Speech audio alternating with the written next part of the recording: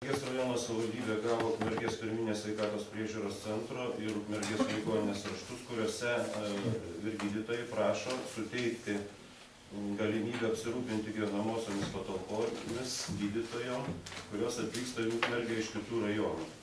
Remiant... Narys Rimvydas Civilka nori paklausti.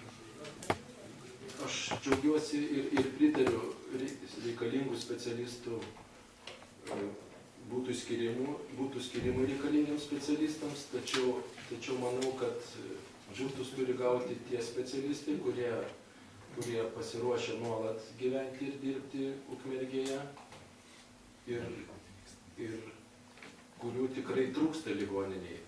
Negali būti kriterijus, kad specialistas atvažiuoja iš kito rajono tik tai. Todėl nelabai suprantu ir nepritariu, kad būtas yra skiriamas specialistui, kuris nedirba nuolat ir negyvena Ukmergės ligoninėje, neatvažiuoja kasdien į darbą, dirba keliose, 3 ar 4 ligoninėse Lietuvoje.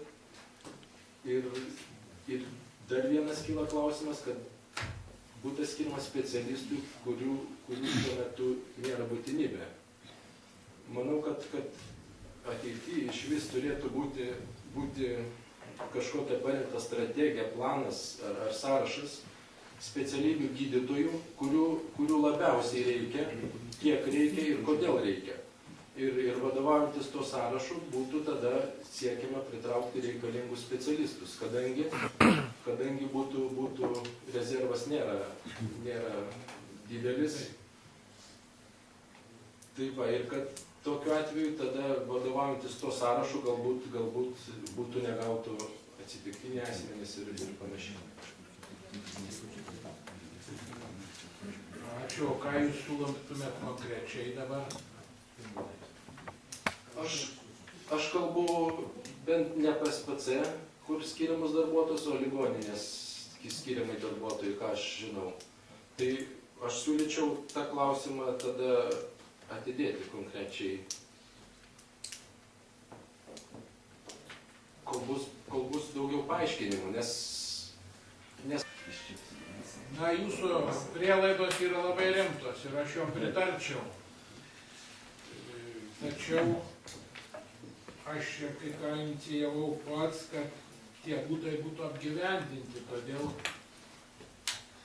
aš tik priimčiau tik konkrečius pasiūlymus. Jeigu, ką jūs turite omenyje? Kurią šeimą?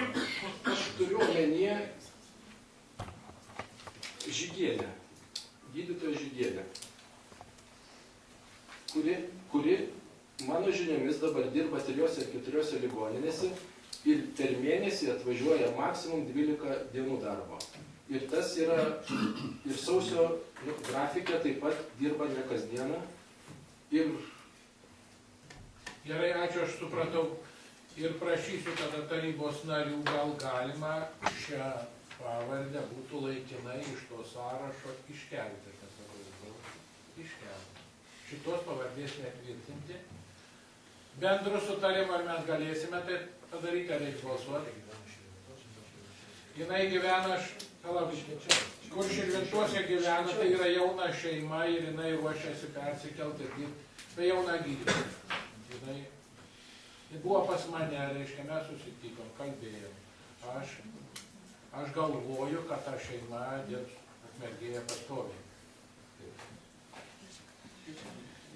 Kitos 2 šeimos, tai buvo, reiškia, gydytoja Galiauskienė, jinai taip pat su jais sutarusi ir tai yra viskas tinkama. Tarybos narys Juozas Armanavičius nori klausti. Labą dieną. Dabar taip įsivaizduoju, yra 4 šitie būtai. Tai paraiškų, prašymų, kiek buvo norinčių, tiek ir duota šitų būtų. Taip. Tai reiškia, poreikio kaip ir nėra. Dar, sakykime, galėtų ir daugiau būti skiriama, galbūt iš to fondo tų būtų. Bet aš pasikartosiu čia už 100 galbūt kartą, konkrečiai, kad nekiltų tokių diskusijų čia, tas paskyrė, anas nepaskyrė, galiausiai nepateikė, ar ten kažkas kažką nepateikė. Visur turi būti parašyta tvarka, ką ir ne tik tai gydytojus, aš manau, tai turėtų liesti. Tai turėtų liesti ir kitus reikalingus Ukmergėj specialistus, ne tik tai gydytojų, mums galbūt trūksta ir kitokių specialistų. Tai turėtų būti numatyta, parašyta konkreti tvarka, kokie dokumentai, kada įgyja žmogus teisę į tokį butą ir svarbiausia, kuriam laikui turi būti apibrėžta. Nes jeigu čia bus apibrėžta, kol sakykime, jisai čia dirbs Ukmergėj, tol jisai ir gyvens, o gal jisai jau ir prastas specialistas pasidaręs. Gal jau jį reiktų atsikratyti, bet jau kartą paskyrėm ir jau viską.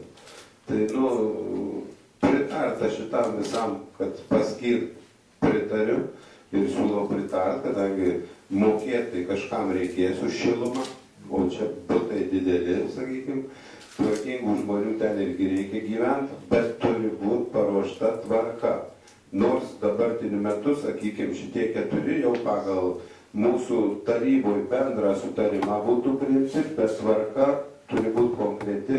Ir svarbiausia, toj tvarkoj dalis, kada netenkama yra teisės į šitą butą.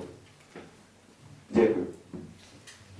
Galėčiau, iš tikrųjų, kaip minėjau, tvarka yra tokia, 5.4 punktas ir sako, kad esant būtinybei specialistai, visai neskirti gydytojai ar medicinos darbuotojai, specialistai atvykstantis dirbti ir gyventi Ukmergės rajoną iš kitų savivaldybių. Taip skamba jūsų patvirtintai tvarkoj. 10 punktas yra apibrėžę, kuriam laikui gali būti suteiktas. Manau, kad kitos tvarkos nereikia, ta tvarka galioja jūsų patvirtinimui. O šiai dienai gautos yra rekomendacijos iš 2 gydymo įstaigų vadovų, tai neturėjom daugiau kitų prašymų, tai ir teikiam jūsų teismui 4 kandidatūras. Jeigu jūs pritarėt, bus išnuomota, jeigu ne, tai ne. Jeigu bus daugiau, dar yra būtai rezerviniai, kur galima ir kitus specialistus, bet kitų prašymų neturėjom. Šiai dienai visos minimos gydytojos pateikė reikiamus dokumentus, kas liečia šeimos sudėtį, pajamas ir taip toliau. Viskas yra pateikta, laukiam jūsų sprendimų. O tada ar būtų kliūtis būtų gauti, jeigu, pavyzdžiui, žmogus turi būti rezervinį kitam rajone? Būtų. Todėl, kad turi kitur patalpas. Tai reiktų tada patikslinti, nes kiek aš žinau, kad turi minėtą gydytoją rezervinį būtą Švenčionyse. Šitą, kur jūs minėjote, taip? Taip. Pasitikslinsim, ačiū. Reiškia, pirmą punktą patikslinti tokius sakinius, tokiais žodžiais. Laikinai, nusprendžia, darbo Ukmergės rajono gydymo įstaigose laikotarpiui, kaip pagrindinėse darbovietėse. Čia visiems specialistams. Bet čia visiems specialistams taikoma, nebūtinai gydytojams. Pusę valandos, bet sakys, kad čia mano pagrindinė darbovietė. Tuščia žodžiavė. Atvažiuos, sakys, pusę valandos mane įdarbinat, bet aš čia, manau, čia pagrindinė įstaiga. Čia yra tik tai tokius žaistimas. Siūlau skirt, prabalsuot, atiduoti šitos butus žmonėm ir toliau, jeigu grįžtam prie tvarkų tvirtinimo, tai tada ieškom tas tvarkas ir ateitie apsispręskim, kad gal neįdėlį tokį dalyką. Ateina žmogus, katram skiriam ir taryba svarsto. Prisistato žmogus, pasako, ką jis čia darys ir tada nusprendžia. Nes taip, tai aš manau, kad jau velėmės mes į Valakitą. Ne, gerbėmiai, ne į Valakitą. Jeigu yra dirbama 1 valanda ir dirbama kitose įstaigose, tai mes darome didžiulį pažeidimą. Didžiulį pažeidimą. Bet merė, tą 1 valandą jisai užsirašys žmogus, kad tai yra mano pagrindinė darbovietė. Ne, užsirašyti nežaryt, nes yra mokesčių. Mes kalbėjome, kad ne valandą, o etato apimtyje. Ir kitaip negali būti.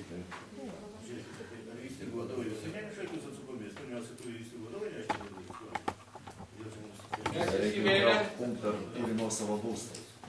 Gal jis turi nuo savo būstą kitą mane. Na, labai liūdna konstatuoti, bet reikia pasakyti, kad laiko buvo, klausimas neparuoštas.